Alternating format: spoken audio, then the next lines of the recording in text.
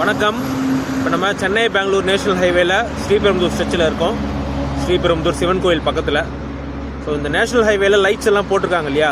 So கொஞ்ச நாளைக்கு முன்னாடி அந்த லைட்ஸ் எதுவுமே காலையில் 5 மணிக்கு மேலே எரியல. ஸோ காலையில் 5 மணிக்கு கரெக்டாக அந்த லைட்ஸ் எல்லாமே வந்து சுவிட்ச் ஆஃப் பண்ணிட்டாங்க. ஸோ நிறைய இடத்துல அதே மாதிரி தான் இருந்தது.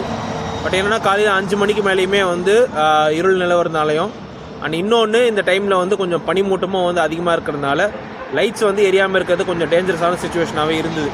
அண்ட் இன்னொன்று நிறைய இடத்துல வந்து ரோடு எக்ஸ்பான்ஷன் ஒர்க் போயிட்டுருக்கிறதுனால லைட்ஸோட தேவை ரொம்ப அதிகமாகவே இருந்தது. ஸோ நம்ம என்ன பண்ணியிருந்தோம் அப்படின்னா ஃபார்மலாக நேஷனல் ஹைவேஸ்க்கு சிபி கிராம்ஸ் போர்ட்டலில் ஒரு க்ரீவன்ஸ் வந்து கொடுத்துருந்தோம். ஸோ இந்த மாதிரி வந்து லைட்ஸ் வந்து 5 மணிக்கு மேலே எரியணும் அப்படிங்கிற மாதிரியான க்ரீவன்ஸ் கொடுத்துருந்தோம். ஸோ நம்மளுடைய க்ரீவன்ஸை தொடர்ந்து நம்மளுக்கு வந்து பதிலுமே வந்து கிடச்சிது. ஸோ இந்த மாதிரி லைட்ஸோட டைமிங் வந்து நாங்கள் அட்ஜஸ்ட் பண்ணியிருக்கோம்.